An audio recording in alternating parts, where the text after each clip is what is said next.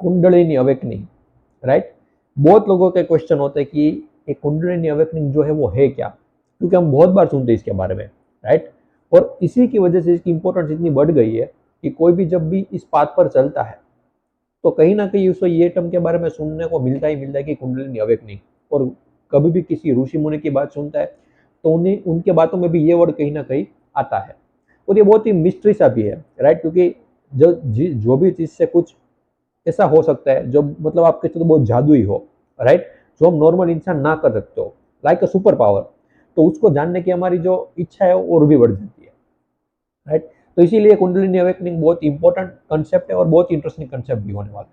तो इसके बारे में हम डिटेल में बात करने वाले हैं कि एक्चुअल में ये है क्या, क्या इसको अचीव करना भी चाहिए या नहीं करना चाहिए, अगर करना चाहे तो कैसे, मतलब इसका बेनिफिट क्या होगा मेन, तो उसी के बारे में आज हम डिटेल में बात करने वाले हैं। तो इस वीडियो को पूरा ध्यान से देखना, राइट। और किसी भी टॉपिक पर कहीं पर भी अगर कोई भी क्वेरी हो तो आप मुझे बता सकते हो। तो देखिए, जैसे कुंडलिनी अवेकनिंग के बारे में जब भी हम बात करते हैं तो नॉर्मली हम ज़्यादातर सुनते हैं कि इससे बहुत सारी चीज़ें अचीव हो सकती है। तो सबसे पहले अगर ये जाने कि कुंडलिनी अवेकनिंग एक्चुअल में है क्या। देखिए, ये जो पूरा खेल है वो सिर्फ एनर्जी का है। हमारी बॉडी में ऑब्वियसली एनर्जी होती है जिसकी वजह से हम कुछ भी काम कर सकते हैं, कुछ भी सोच पाते हैं, कुछ भी बोल पाते हैं, मतलब बॉडी कुछ भी एक्टिविटी करती है तो वहां पर एनर्जी चाहिए। एनर्जी होगी तो ही आप वो एक्टिविटी परफॉर्म कर पाएंगे, उस एक्टिविटी को कंप्लीट कर पाएंगे, राइट। अब कई बार होता क्या है, फॉर एग्जाम्पल हम मेडिटेशन में बैठे हुए हैं, राइट, बॉडी की पूरी एक्टिविटी रुक चुकी है, आप कुछ भी चल नहीं रहे हो, कुछ भी बोल नहीं रहे हो, तो इसलिए कुछ भी एक्टिविटी वहां पर हो नहीं रही है। कई बार ऐसा होता है कि जब भी आप मेडिटेशन में बैठे हो तो थॉट्स चलते रहते हैं, तो मतलब जब भी थॉट भी चलते हैं तब भी वो एक्टिविटी तो हुई, मतलब एनर्जी वहां भी वेस्ट होती है। ये हम बार बार बात करते हैं, क्योंकि थॉट जब भी क्रिएट होगा तो वहां पर एनर्जी का वेस्ट होगा, तो एनर्जी वहां पर भी आती है, मतलब उसका यूज वहां पर भी होता है।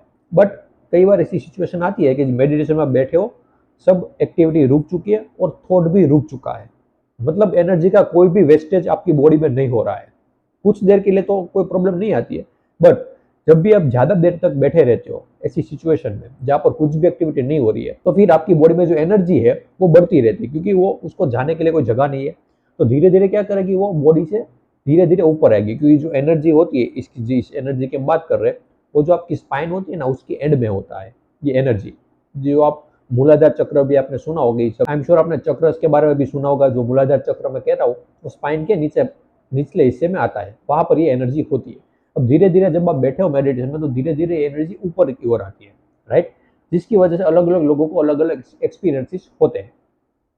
और कई बार ऐसा भी कहा गया है कि एक बार अगर आपने इसको रेज कर दिया इस कुंडलिनी अवेकनिंग को, राइट, तो इसकी वजह से आपको बहुत सारी सिद्धियां भी मिल सकती है। मतलब अगर मैं डायरेक्ट बोलूँ तो नॉर्मली हम बात करते हैं कि हमारा जो सेंसेस है उसकी कुछ लिमिटेशन होती है, राइट। तो इसकी वजह से आप क्या करते हो कि इन सेंसेस से उसकी लिमिटेशन को बढ़ा सकते हो, राइट। मतलब आप वो भी चीज़ एक्सपीरियंस कर पाते हो तो नॉर्मल लोग नहीं कर पाते, मतलब नॉर्मल मतलब जिसने इस चीज़ को अचीव नहीं किया है वो उस चीज़ों को एक्सपीरियंस नहीं कर पाते, बट आप कर पाते हो, राइट। तो इसका बेनिफिट भी होते हैं, राइट। बट यहाँ पर मेन क्वेश्चन आता है कि इज इट नेसेसरी, क्या इसकी जरूरत है और इसको अचीव करने से बेनिफिट क्या होगा। अब आप ही सोचो, फॉर एग्जाम्पल आप सुन रहे हो, आपकी सुनने की कोई पर्टिकुलर कैपेबिलिटी है, जैसा मैंने कहा, इसको अगर आपने अचीव कर लिया कुंडलिनी को, तो इसकी वजह से क्या होगा कि आपकी सुनने की कैपेबिलिटी बढ़ जाएगी। और कई लोग इसको ये भी कहते हैं कि आपकी कॉन्शियसनेस बढ़ जाएगी, right, but that is wrong, क्योंकि आपकी कॉन्शियसनेस कभी भी बढ़ती नहीं है। आप कह सकते हो कि कंटेंट ऑफ कॉन्शियसनेस का जो एरिया है वो बढ़ जाता है, कॉन्शियसनेस कभी बढ़ती नहीं हो।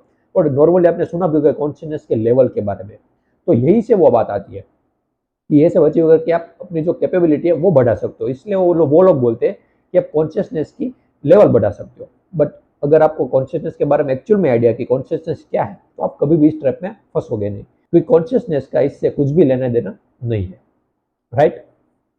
सो हम बात कर रहे थे कि फॉर एग्जाम्पल आपकी सुनने की कोई पर्टिकुलर कैपेबिलिटी है, अब कुंडलिनी को अचीव करने के बाद आपकी वो कैपेबिलिटी बढ़ गई सुनने की, तो is it good thing, is it a good thing, why, because जब भी हम हमारे अराउंड में बहुत सारी आवाज़ है, राइट, और हम उसमें से हम मैक्सिमम आवाज़ सुन नहीं पाते हैं। अब फॉर मिनट अज्यूम करो कि आपको बहुत सारी आवाज़ सुनाई दे रही है, तो क्या ये अच्छी बात है? पूरा दिन आपको कुछ ना कुछ सुनाई दे रहा है, आप कभी भी पीसफुल हो सकते हो? नहीं हो सकते। तो इससे हमें ये समझ में आता है कि ये एडवांटेज नहीं बल्कि हमारे तो ये डिसएडवांटेज हुआ, राइट। और कई बार ऐसा भी होता है कि इन चीज़ों की मदद से आप सामने वाला का मन भी पढ़ सकते हो, उसके माइंड में क्या चल रहा है। तो ये भी क्या अच्छी बात है, राइट। क्योंकि हम हमारे माइंड को ही कंट्रोल नहीं कर पा रहे, उसको ही पीसफुल नहीं कर पा रहे, हमारे माइंड में जो थॉट्स आ रहे हैं वही हमें नहीं पसंद है, तो फिर सामने वाले के थॉट्स, सामने वाले के बारे में कुछ भी जानना, वो तो कैसे आप कंट्रोल कर पाओगे, राइट। तो ये सब सुनने में बहुत अच्छा लगता है, बट जब रियली में किसी के साथ ये होता है, उसकी क्या सिचुएशन है वो मैं कभी देखी नहीं है, हमने कभी जानी नहीं है।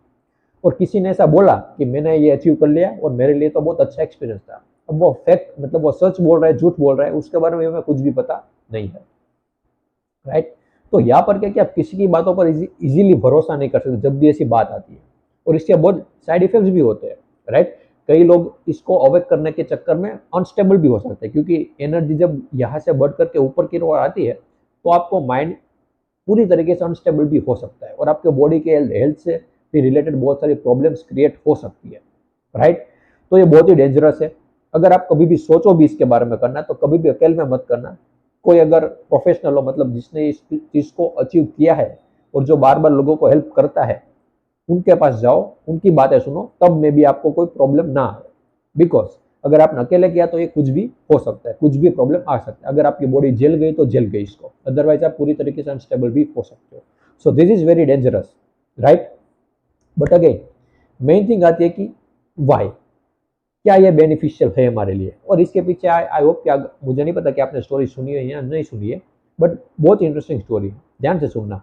कि एक बार एक गुरु होते हैं, उनका एक शिष्य होता है, राइट। और वो बोलते हैं कि मुझे ये अचीव करना है, मुझे आप सिखाओ, शिष्य बोलता है, राइट। मुझे स्पिरिचुअलिटी में आगे बढ़ना है तो आप मुझे सिखाओ।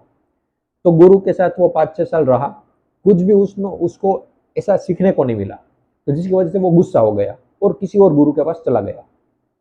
फिर 20 साल बाद वो वापस अपने जो प्रीवियस गुरु थे उसके पास आया, राइट। और उन्होंने कहा कि देखो मेरे पास ये सिद्धि है, मैं पानी में चल सकता हूँ, राइट। और ये इस तरीके से बोल रहा था कि बहुत अहंकार के साथ बोल रहा था, बहुत ही अभिमान के साथ बोल रहा था, राइट। क्योंकि उसने कहा कि मैं आपके साथ 5-6 साल रहा, आपने मुझे कुछ भी नहीं सिखाया, लेकिन उनके साथ मैं कुछ साल रहा तो मुझे ये सब सिद्धियाँ अचीव हो गई, राइट। मैं पानी पे भी चल सकता हूँ। तो वो गुरु जो वो जोर जोर से हंसने लगे, राइट, वो हंसने लगे। तो शिष्य को इंसल्ट फील हुआ कि मैंने ये सब अचीव किया, इतना अचीव किया और ये हंस रहे, इसकी नज़र में इसकी कोई वैल्यू ही नहीं है। तो उनको बुरा लगा शिष्य को। तो उसने पूछा कि आप हंस क्यों रहे हो। तो गुरु ने कहा कि देखो सामने वो नदी देख रहे हो, हाँ, तो मुझे अब एक किनारे से दूसरे किनारे जाना है उस नदी में, राइट। वहां पर एक बोट वाला है, राइट, उसको मैं 2 रुपए दूंगा तो मुझे एक किनारे से दूसरे किनारे तक ले जाएगा, राइट। आई डोंट नो कि उस टाइम पर करेंसी कौन सी चल रही थी, राइट। मैं अभी के टाइम से बोल रहा हूँ कि 2 रुपए, राइट। उस टाइम तो क्या वो पता नहीं। तो 2 रुपए में मुझे एक किनारे से दूसरे किनारे तक ले जा सकता है, और ये सिर्फ काम 5 मिनट में हो सकता है, राइट। अब जो काम 5 मिनट में हो सकता है उसके लिए तूने 20 साल लगाए, इसलिए मुझे हंसी आ रही है, राइट। क्योंकि बोट ऑलरेडी है, तो वहां पर मैं अपनी एनर्जी वेस्ट क्यों करूं कि मैं वो सीखूं कि पानी में कैसे चल सकूं। अगर बोट है ना, उसका यूज करो, चले जाओ, 5-10 मिनट में काम हो जाएगा। बट उसको इग्नोर करके आपको पावर चाहिए, आपको फेम चाहिए, मुझे आपको ये सिद्धि चाहिए, ये जो डिजायर्स है ना, वही आपको कभी भी छोड़ेंगे नहीं इस बात पे। और ये बहुत ही बड़ा ट्रैप भी होता है कई बार, राइट। कि जब भी हम स्पिरिचुअलिटी के पाथ पर चलते हैं तो इन सब चीज़ों के बारे में जब हम सुनते हैं तो इन चीज़ों की तरफ हम अट्रैक्ट होने लगते हैं। अब हमें भी ऐसा माइंड में आता है कि मुझे भी ये अचीव करना, मुझे भी ये सिद्धियाँ चाहिए, राइट। बट ठंडे दिमाग से सोचो कि इसका बेनिफिट क्या होगा, इसको अचीव करके क्या हो सकता है, कुछ भी नहीं होने वाला। अगर इसका कोई बेनिफिट होता, राइट, तो भी हम कर लेते। और कई लोग तो इसको अचीव करने के बाद ऐसा बोलते कि मैं एनलाइटेड हूँ, राइट, मैं एनलाइटेड हो गया हूँ। But that is totally wrong, क्योंकि एनलाइटनमेंट का इसके साथ कुछ भी रिलेशन नहीं है। स्पिरिचुअलिटी का इसके साथ कोई भी रिलेशन नहीं है। स्पिरिचुअलिटी के मीनिंग को मैं बार बार कहा है कि टू अंडरस्टैंड, समझना, हर चीज़ को समझना, खुद को समझना, यूनिवर्स को समझना, खुद के माइंड को समझना, खुद की बॉडी को समझना, राइट। और एंड में आप हो कौन, उस क्वेश्चन को आइडेंटिफाई करना, उसके आंसर तक पहुंचना, राइट। ये सब आता है स्पिरिचुअलिटी में, रियल स्पिरिचुअलिटी की मैं बात कर रहा हूँ, राइट। बट ये जो आप कह सकते हो ये सब का एक सारे खेल है, राइट, जो आप खेल सकते हो। जैसे कोई नॉर्मली कोई स्टडी भी कर रहा है तो उसको डिस्ट्रैक्शन होती है उस स्टडी से, कुछ ऐसी चीज होती है जो मोबाइल होते हैं जो उसको स्टडी से डिस्ट्रैक्ट करते हैं। सेम वे अगर आप स्पिरिचुअलिटी के बात करो तो ये सब चीजें जो है वो आपको डिस्ट्रैक्ट करने के लिए बनी है।